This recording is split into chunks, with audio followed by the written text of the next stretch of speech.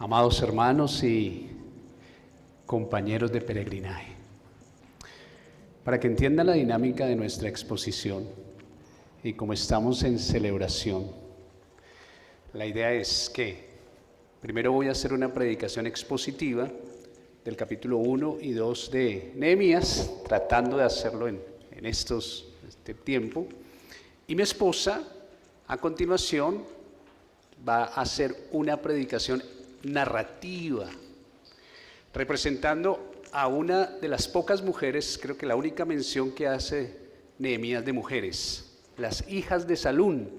Ella va a interpretar una hija de Salún, de las cuales una de ellas ayudaron a construir el muro de Jerusalén.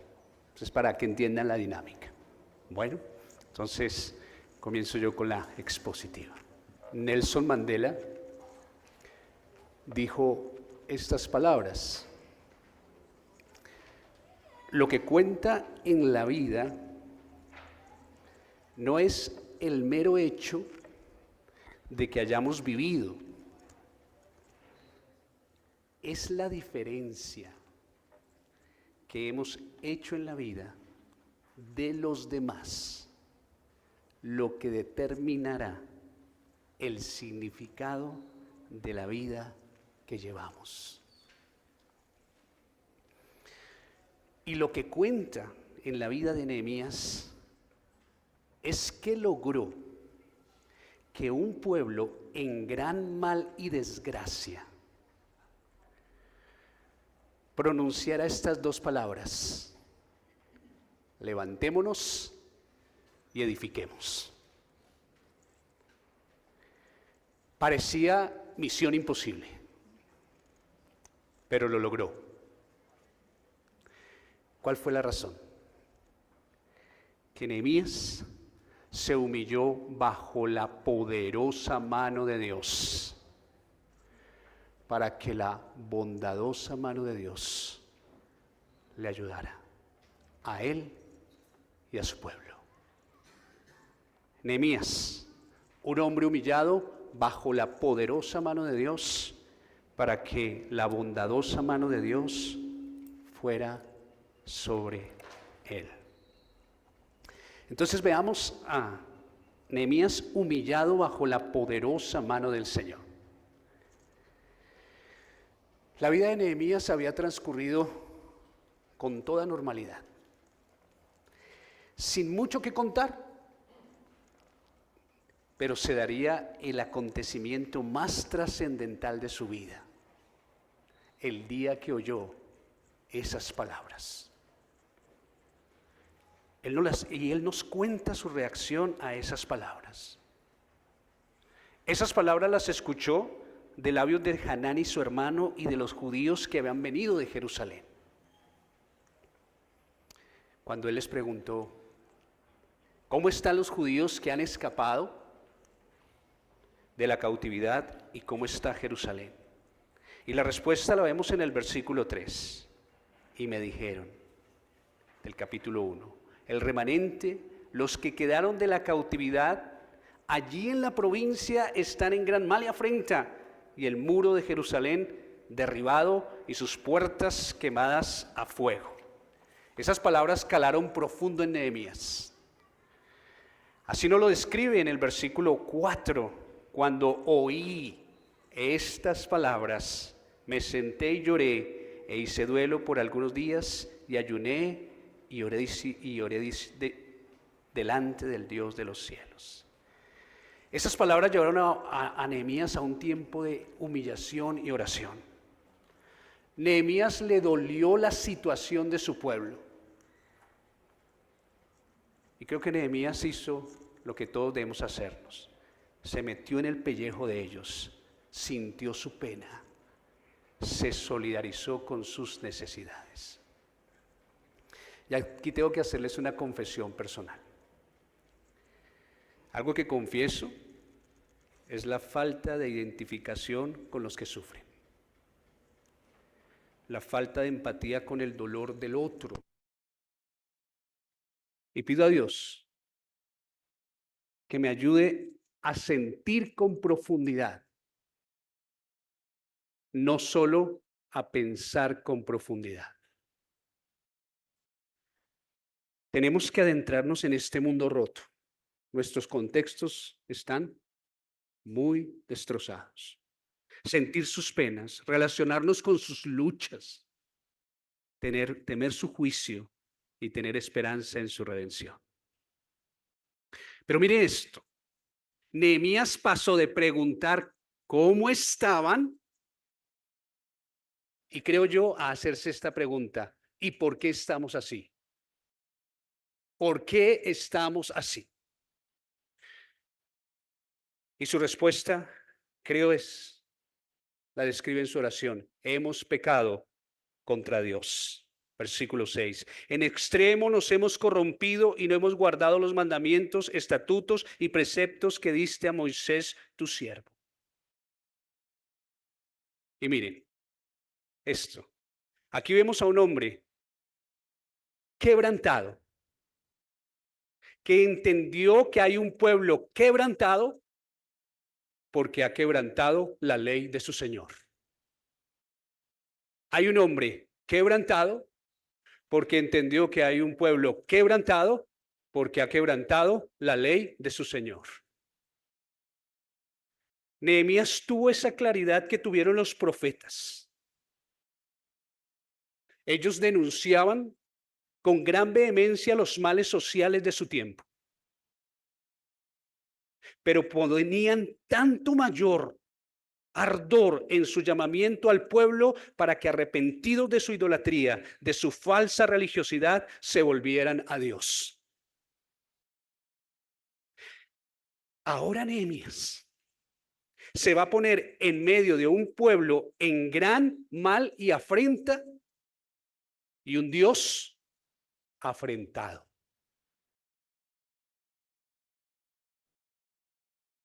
Nehemías entendió que cuando hay un Dios afrentado y con su nombre deshonrado, solo cabe una cosa, el ruego.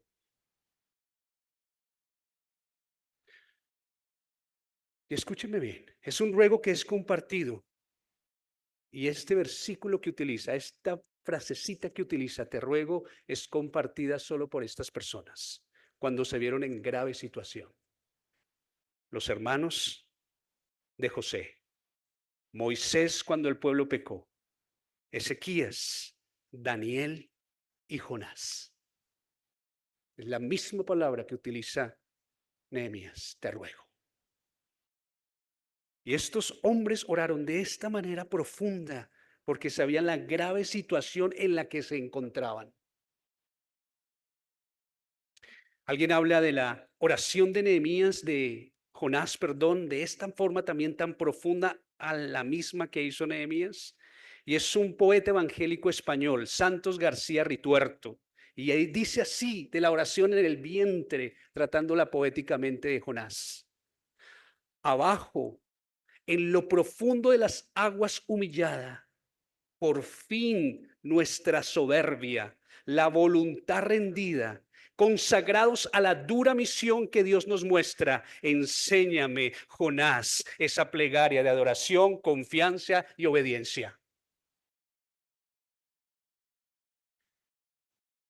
Y para dicho ruego, que iba a ser Nehemías, qué mejor que rogar con las mismas palabras de Dios. Nehemías conocía muy bien las escrituras y pudo llenarla de las mismas palabras de Dios. Y registra su oración con lujo de detalles. Palabras que pronunció en su ruego al Dios de los cielos. Así que Nehemías, quiero decirles una cosa. Antes de ser un modelo de predicador, para nosotros es un modelo de intercesor, que oraba día y noche por su pueblo confesando sus pecados y pidiendo a Dios por su intervención. Y creo que Jesús se vale de Nehemías para ilustrar un poco la parábola de la viuda y el juez injusto, cuando termina diciendo, ¿y acaso Dios no hará justicia a sus escogidos que claman a Él día y noche? ¿Se tardará en responderles? Si conocemos nuestra realidad, deberíamos llevarla de esa manera en oración. ¿Cuán persistente debe ser nuestra oración si pretendemos traer gloria al nombre de Dios y bienestar a nuestros pueblos? Pero quiero resaltar algo más de este relato. Y es que Nehemías comienza su libro diciéndonos en el versículo 1 palabras de Nehemías, hijo de Acalías. Nehemías no era solo un hombre humillado bajo la poderosa mano de Dios, sino también un hombre humilde. No comenzó diciéndonos que era el copero del rey, sino comenzó diciéndonos que era hijo de Acalías. Es un dato de su identidad. Donde creo yo, y cabe suponer que le enseñaron a vivir con expectativa de restauración de su pueblo. Y eso nos deja claro a todos nosotros que Nehemías no está buscando el protagonismo, él está buscando la gloria de Dios y el bien de su pueblo. Esa es la primera parte. Así Nehemías se humilló bajo la poderosa mano de Dios. Ahora veamos cómo la bondadosa mano de Dios le va a ayudar. Y comienza el capítulo 2 diciendo esta palabra hermosa para nosotros. Así nos lo relata. Sucedió en el mes de Nisán, en el año 20 del rey Atarjerjes. Mire esta palabrita. Sucedió. Qué bella palabra, ¿no? ¿Y saben qué fue lo que sucedió en últimas? Yo mirando todo este capítulo 2, este acontecimiento, este suceso fue que Nehemías fue escuchado. Nehemías fue escuchado. Ese fue el suceso.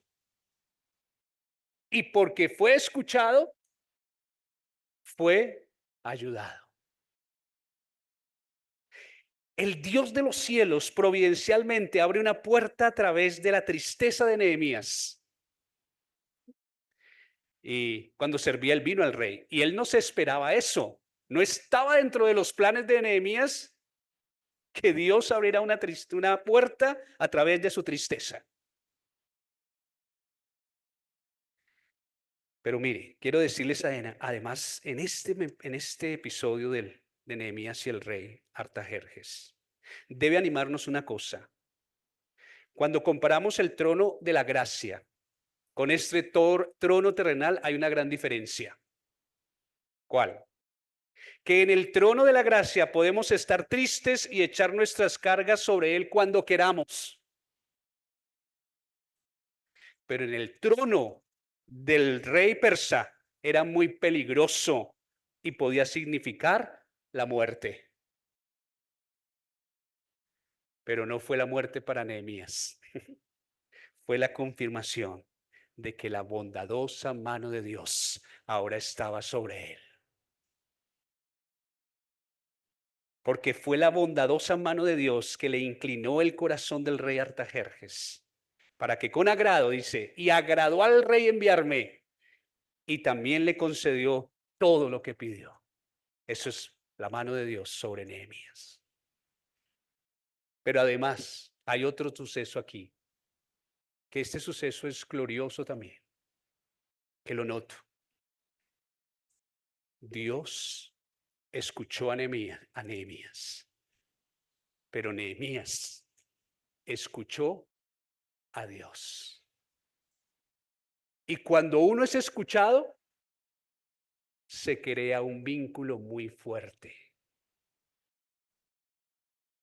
¿Qué suceso? Es cuando se es escuchado. En algún momento de la oración cambió. Y Nehemías, escúchame. Y Nehemías escuchó. Por eso Nehemías, ahora en el capítulo 2, ya no dice delante del Dios de los cielos, sino ahora dice, y me lo concedió el rey, según la benéfica mano de mi Dios sobre mí. El suceso es que mutuamente se escucharon y ahora pasaron a ser íntimos. Mi Dios, mi Señor, porque le escucho y Él me escucha. Después de ser escuchado y ayudado, Nehemías llega a Jerusalén, delante ahora del pueblo. Y llega a Jerusalén y en el versículo 17, después de observar personalmente la situación, Nehemías observa lo que está pasando y ve la situación en que se encontraba, decidió hablar. Decidió declarar lo que Dios había puesto en su corazón que hiciese en Jerusalén. Y para subrayar algo, para todos nosotros también, que Nehemías era alguien que hacía lo que Dios ponía en su corazón. 2 veces en Nehemías aparece eso. Pidamos esto para nuestra predicación. Señor, pon en mi corazón lo que tú quieres que yo hable para este contexto.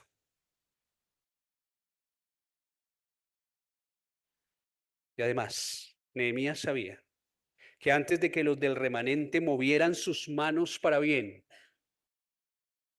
Nehemías les hizo ver cómo la mano benéfica de Dios se había estado moviendo. Y el pueblo por fin escucha eso en el versículo 18. Entonces les declaré cómo la mano de mi Dios había sido buena sobre mí y asimismo las palabras que el rey me había dicho y dijeron, levantémonos y edifiquemos, así esforzaron sus manos para bien. Y aún aquí en este punto es maravilloso ver que Nehemías pudo edificar el muro de esta ciudad con una pequeña minoría. No eran muchos, con un grupo pequeño de personas, con un remanente. Seguimos siendo una minoría, pero podemos afectar a la mayoría con la palabra del Señor. Pero no todo aquí es victoria, pareciera. Pero el Señor, aún en su mano benigna y bondadosa, permite que las manos de los enemigos se levanten. Y después de semejante despertar, Nehemías coloca en el versículo 19, pero llegaron las palabras de los enemigos, que intentaron debilitarlos, intentaron desanimarlos, pero Nehemías no se acobarda. ¿Sabe por qué Nehemías ya no se acobarda ante nada ni ante nadie? Porque tenía el respaldo de un pueblo que acaba de decir, levantémonos y edifiquemos. Tenía el respaldo de un rey pagano, Artajerjes, y tenía el respaldo del Dios de los cielos. Y por eso se para firme. Y como dijo Dietrich Bonhoeffer, ni el fracaso ni la hostilidad pueden debilitar la convicción del mensajero que ha sido enviado por Cristo. Ni el fracaso ni la hostilidad pueden debilitar la convicción del mensajero que ha sido enviado por Jesús. Si hemos sido llamados a predicar, no existen contextos fáciles, no existen. Siempre encontraremos oposición en cualquier lugar donde Dios nos envía a predicar. No hay asignaciones fáciles en el reino de Dios. No fue fácil para Nehemías, no será fácil para nosotros. Quiero terminar reflexionando con este verso que encontré de José María Pinedo. Oh maravilloso poder del Verbo. ¿Quién se resiste? Oh formidable fuerza de la palabra. ¿Quién te vence? En el medroso silencio, qué bien te insinúas en la oreja tímida. En el fragoroso estruendo, qué bien retumbas en el pecho esforzado. Qué prudente si aconsejas, qué sutil si engañas, qué blando si acaricias, qué rústico si ofendes, qué cálido si enamoras. Quiero aplicar. Las palabras que se dicen en estos dos capítulos son notables. Nehemías nos cuenta con palabras, las palabras que oyó, las palabras que oró, las palabras que citó, las palabras que le dijo al rey, las palabras que le dijo al pueblo y las palabras que dijo a sus enemigos. Miren esto, las palabras se vistieron de ruego, de miedo, de confianza, de escarnio, de menosprecio y de coraje. Trabajamos con la palabra y las palabras. Y tenemos que usar bien la palabra de verdad y usar bien las palabras para decir la verdad. Tenemos que usar bien la palabra de verdad y usar bien las palabras para decir la verdad. Porque sabemos una cosa, que en este contexto en el cual estamos viviendo todos nosotros, un arma poderosa con la que cuentan las ideologías es la manipulación del lenguaje. Si se cambia el lenguaje, se cambia la sociedad. Entonces, si queremos que nuestros contextos se levanten y edifiquen, necesitamos un avivamiento de la palabra. Y para eso necesitamos predicar al que fue enviado a traernos palabras de vida eterna y al que vino a apurar no la copa de un rey pagano, sino la copa de la ira del Dios de los cielos para salvarnos a nosotros. Y que pidamos una vez más, como pidieron los creyentes de la iglesia primitiva, ante los agonizantes, pero también ante los amenazantes auditorios. Oremos ayudados por su palabra y humillados bajo la poderosa mano de Dios, digamos: y ahora, Señor, mira sus amenazas y concede a tus siervos que con todo denuedo hablen tu palabra mientras extiendes tu mano, para que se hagan sanidades y señales y prodigios mediante el nombre de tu santo Hijo Jesús. Cuando hubieron orado, el lugar en que estaban congregados tembló, y todos fueron llenos del Espíritu Santo y hablaban con denuedo la palabra de Dios. Levantémonos y prediquemos, que Dios use nuestras bocas para bien. Yo estuve ahí cuando el muro de Jerusalén fue reconstruido y vi la manera en que la mano de Dios obra soberana y bondadosamente a través de las personas para que sea hecha su voluntad. Dios usó a su siervo Nehemías, a un rey pagano, a mi padre Salum, a mí, junto a la comunidad judía, para contribuir en este proyecto de edificación.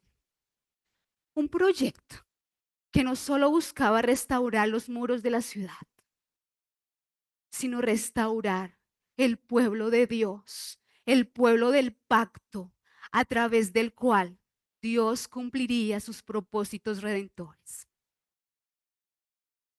Todo comenzó con una pregunta que siempre recordó Nehemías. La tenía tan presente que nos contó cuándo la hizo. En el año 20 del rey. ¿Dónde la hizo? En Susa, la esplendorosa capital del reino persa. ¿Y a quién se la hizo? A Hanani, su hermano, y a otros judíos que habían visitado Jerusalén.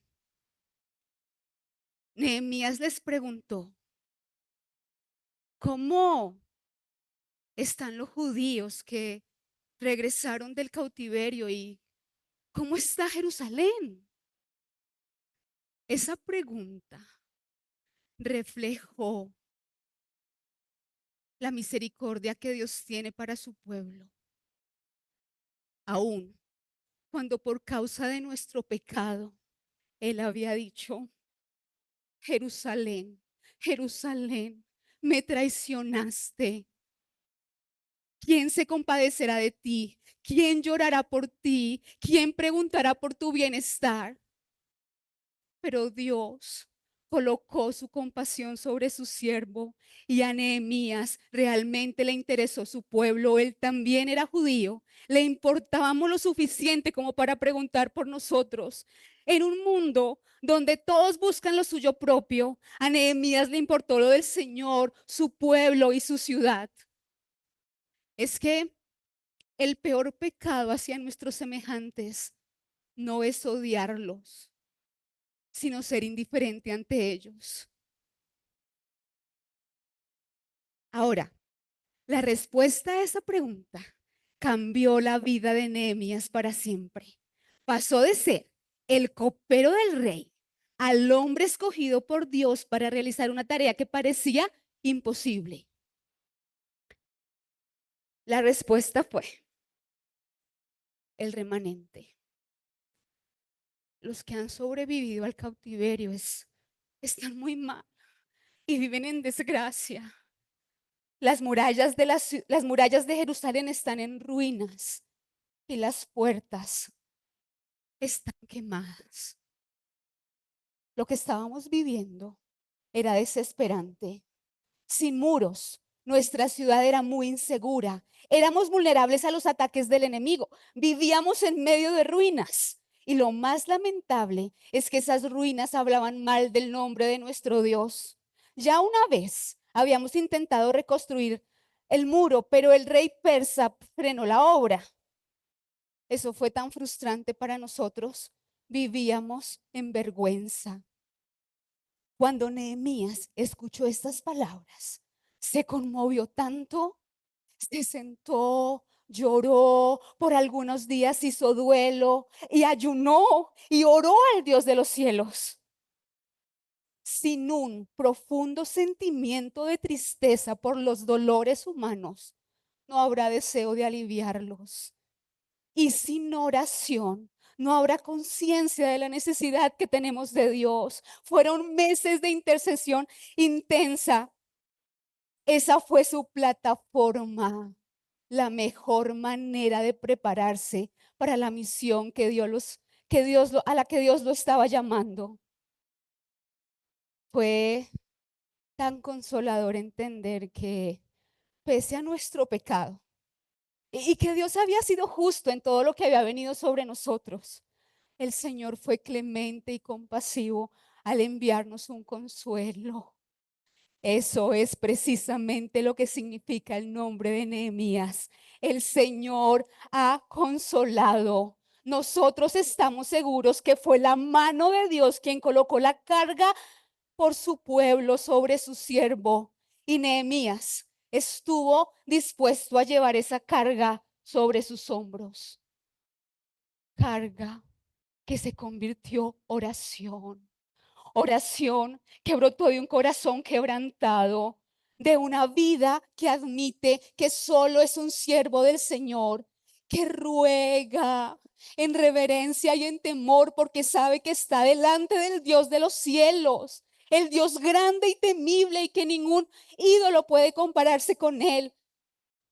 Lo adora por su misericordia y su majestad. No dice: ¿por qué nos has tratado así? ¿O cómo pudiste permitir que todo esto pasara? Sino que reconoce que Dios ha guardado el pacto. Dios sí guardó el pacto aun cuando nosotros no lo hicimos. Y que Dios fue fiel en cumplir su promesa de juicio porque nosotros, su pueblo, persistimos en nuestra maldad. Le ruega que lo escuche, como fue escuchado Salomón cuando dedicó el templo. Toda su oración está basada en la palabra de Dios. Citó a Moisés, a Salomón, tenía una gran pasión por la verdad expresada en las Escrituras. Pasión que todo predicador de la palabra debe tener. Nehemías ya tenía la hermosa práctica de orar la palabra. No oró por sus propias necesidades. Dios anhela hombres y mujeres que no solo clamen por sus problemas, sino que hagan un profundo ruego por el pueblo de Dios, por la gloria de Dios, por el reino de Dios, que valoren por encima de todo el plan de Dios y no sus propios planes.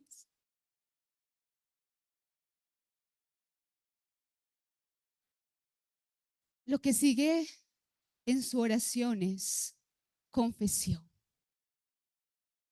Él reconoce los pecados de nuestros padres, de nuestra generación, pero también reconoce sus propios pecados.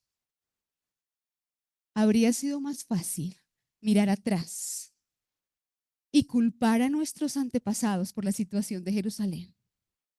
Pero Nehemías miró dentro y se culpó a sí mismo. Entonces confiesa: hemos pecado terriblemente. No hemos guardado tus mandamientos. Si nuestra vida de oración va a ser efectiva, debemos vivir en arrepentimiento y confesión.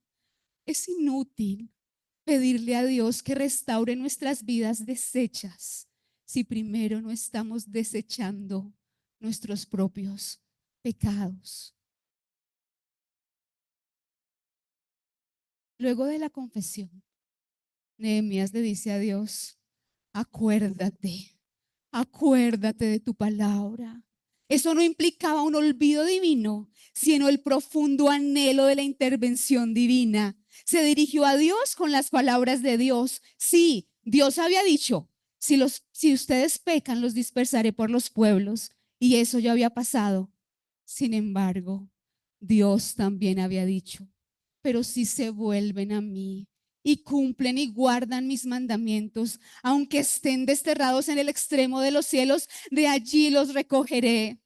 Dios se agrada de aquellos que oran conforme a su voluntad, conforme a su palabra, pero eso solo lo harán aquellos que conocen profundamente su palabra. Nehemías sabía, lo había visto en la escritura, que si la mano poderosa de Dios había rescatado a sus siervos en el pasado, lo podía volver a hacer de nuevo. Y cierra su oración rogando que lo escuchara una vez más, y no solo a él, sino a todos aquellos que oraban por la misma causa. A Nehemías no solo le preocupaba edificar el muro, él era un hombre que quería reverenciar el nombre de nuestro Dios. Él era un hombre de una sola causa: la gloria de Dios. Era un hombre de un solo pensamiento: el avance de los propósitos de Dios. Y sabía que no estaba llamado solo a orar, sino también a ir. Entonces le ruega a Dios que le concediera éxito y le diera gracia delante de aquel varón. Nehemías estaba al servicio del hombre más poderoso de su época. Los persas habían derrotado a los babilonios y ahora ellos dominaban el mundo. Los monarcas orientales eran tiranos y no era fácil convencerlos. Pero este emperador persa, para Nehemías, era, en comparación con el Señor, solo un hombre que podía ser usado para cumplir su soberana voluntad. Esta fue la oración de Nehemías, en ruego, en reverencia, en adoración, en confesión, basada en la palabra de Dios, reconociendo que es Dios quien inclina los corazones. Por eso, antes de ir a pedir el permiso al rey, buscó a Dios. Pasaron 4 meses de oración y lamento. Nehemías quería hacer la voluntad de Dios, así que esperó en él hasta que llegó el día de su respuesta. Nehemías estaba delante del rey Artajerjes. Ese era su nombre. Los coperos debían llenar la copa de vino y pasársela a su amo de una manera delicada. Antes de hacérselo, probaban una pequeña cantidad para mostrar que no estaba envenenada. Mientras Nehemías hacía su trabajo, hubo algo inusual ese día. El rey se dio cuenta de que por primera vez su copero estaba triste. Nehemías no pudo ocultar su dolor, pero eso era un riesgo. Un cortesano triste podría estar implicado en un complot y el rey lo hubiera podido ordenar que lo desterraran o incluso que lo mataran. Pero Dios había escuchado su oración y le dio la gracia para estar delante del rey. Eso era lo que le había pedido. Esa es nuestra confianza, que si pedimos alguna cosa conforme a su voluntad, Él nos oye. El rey le preguntó: ¿por qué está triste tu rostro? Él sabía que no estaba enfermo, que lo afligía una tristeza del corazón. Cuando Nehemías lo escuchó, sintió muchísimo temor. Seguramente temió la ira del rey. Aún así, su temor no lo silenció. Le dijo al rey que cómo no iba a estar triste su rostro si el lugar donde están enterrados sus antepasados está en ruinas y las puertas consumidas por el fuego. Dios le dio la sabiduría para esa respuesta. Expuso su dolor ante el rey, apelando a su familia. No menciona el nombre de Jerusalén, seguramente porque ante el mismo rey Artajerjes había sido tildada de una ciudad rebelde y peligrosa. Ni tampoco menciona las murallas. Fue el mismo rey que años atrás había ordenado la suspensión de su reconstrucción. ¿Qué es lo que pides?, le preguntó el rey. ¡Qué oportunidad para Nehemías! Las puertas estaban abiertas, podía pedir lo que quisiera. Pero su primer impulso fue orar al Dios de los cielos una vez más.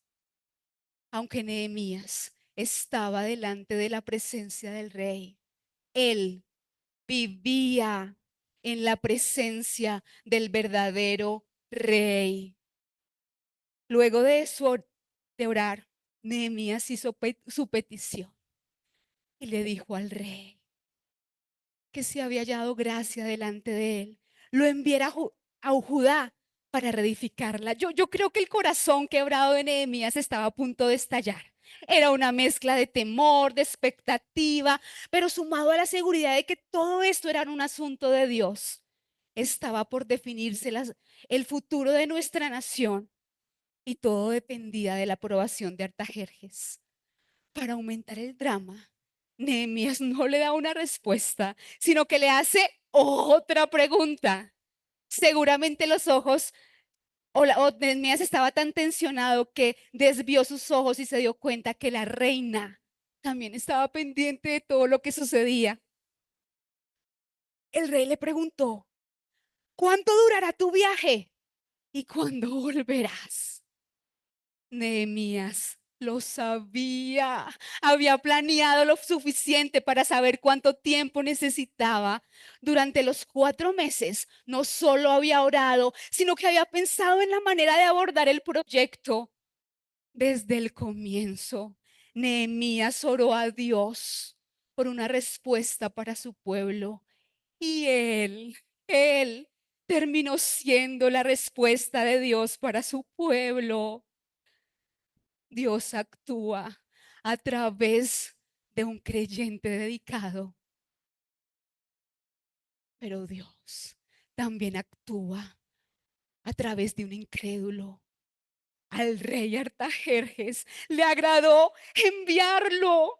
Y no solo lo envió a Judá, le concedió toda la lista de peticiones que Nehemías requería. Carta para los gobernadores del otro lado del río para que lo dejaran pasar, una carta para el guarda del bosque para que le diera toda la madera que necesitaba, como si todo eso hubiera sido poco. El rey envió una escolta militar que protegieron al copero durante su viaje.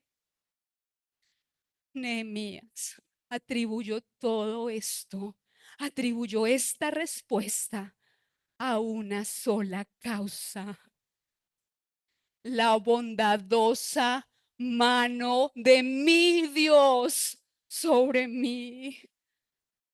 No es la piedad de su siervo, ni los favores del rey de turno, es la mano soberana y poderosa de nuestro Dios actuando. Ahora, la cercanía que ese hombre experimentó, la cercanía de Dios que ese hombre experimentó al ver su respuesta fue inmensa. El Dios de los cielos ahora se convierte para Nehemías en mi Dios, el Dios majestuoso. Se había hecho cercano para colocar su mano sobre él, ayudarle, fortalecerle y concederle aún mucho más de lo que había pedido. Contamos con el mismo Dios, uno que quiere hacerse presente en nuestras difíciles realidades para que con su mano de bondad podamos sobre nosotros, podamos afrontarlas y que ya no solo sea Dios, sino mi Dios. Nehemías realizó su viaje de Susa a Jerusalén. Eso significó dejar su posición de privilegio en la capital del imperio persa e ir a un lugar donde solo había ruinas. Significó negarse a los lujos del palacio para ayudar a su pueblo. Fue un viaje de al menos 2 meses. Y lo primero que enfrentó fue el gran disgusto de quienes serían sus enemigos: Sanballat, el gobernador de Samaria, y Tobías amonita. A ellos les pareció tan malo, que alguien deseara lo bueno para nosotros. Puede chocarnos el hecho de que se levante oposición cuando los siervos del Señor procuran hacer el bien a otros. Pero más nos debe chocar si nuestras vidas no están levantando ningún tipo de oposición. Eso podría hacernos dudar si realmente le estamos haciendo el bien a otros. Después de un viaje tan largo, Nehemías tomó 3 días para descansar. Inmediatamente después, realizó una sigilosa inspección nocturna.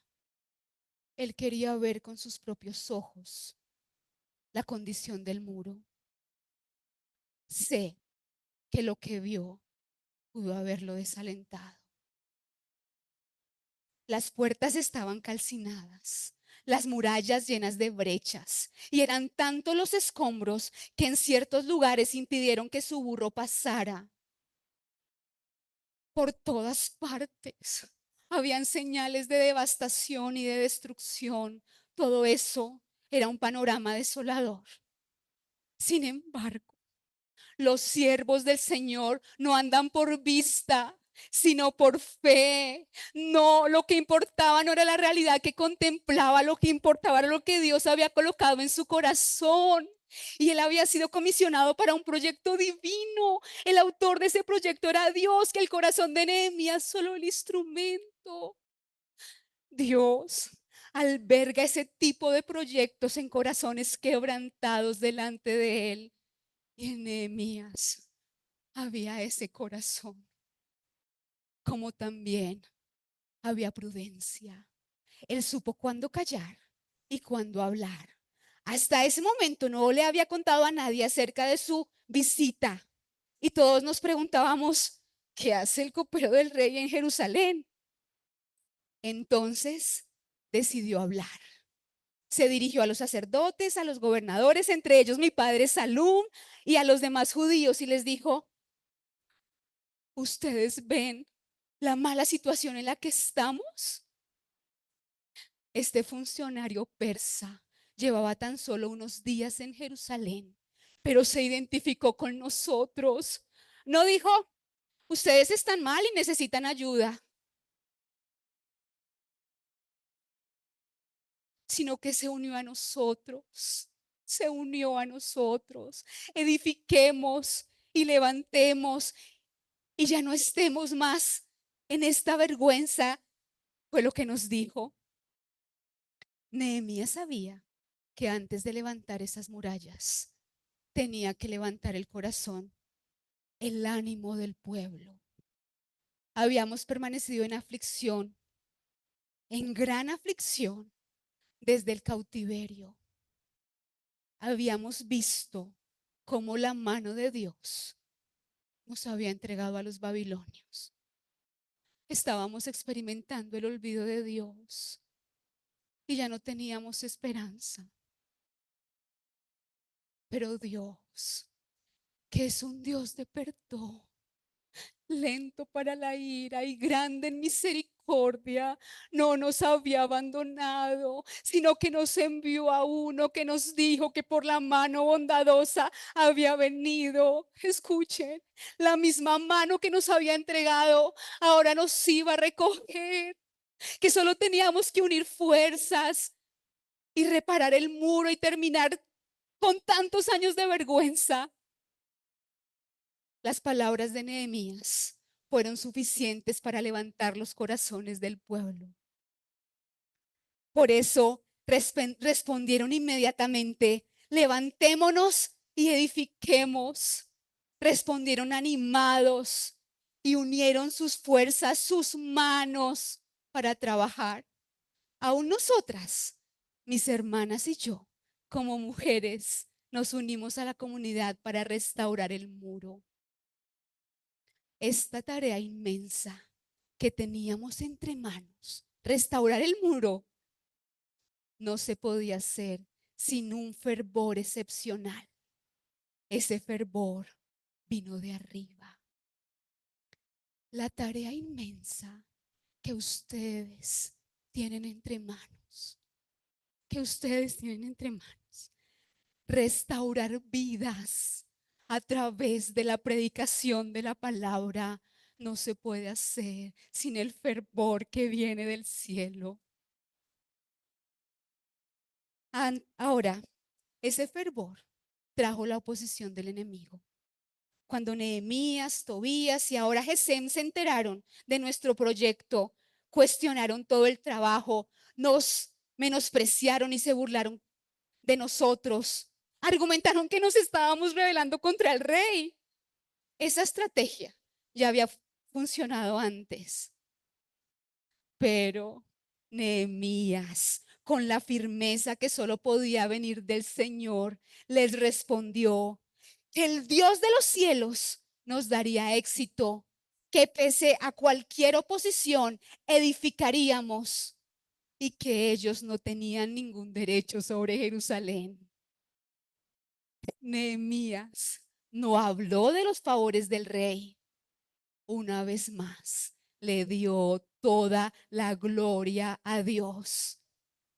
Y la oposición no debilitó la convicción que el siervo enviado por el Señor tenía. Más que un gran hombre, Nehemías fue un hombre que tenía un gran Dios. Un gran Dios, quien colocó un gran proyecto en el corazón de su siervo. Y él fue fiel en ejecutarlo. Allí estuvo el honor de Nehemías. en que fue fiel para ejecutarlo. Finalmente, la vida de todo hombre, la vida de todo siervo del Señor es hacer su voluntad. En menos de 2 meses, reparamos un problema de más de 100 años. Eso solo porque la mano de Dios estuvo sobre nosotros. En solo 52 días reconstruimos la muralla porque Dios necesitaba reconstruir a su pueblo. ¿Saben por qué? Porque nosotros seríamos el pueblo a través del cual vendría el Mesías. Uno que no solo dejó Susa, sino que dejó su gloria. Uno que no solo se identificó con nosotros, sino que se hizo uno de nosotros. Uno que no solo preguntó por sus hermanos, sino que puso la vida por sus hermanos.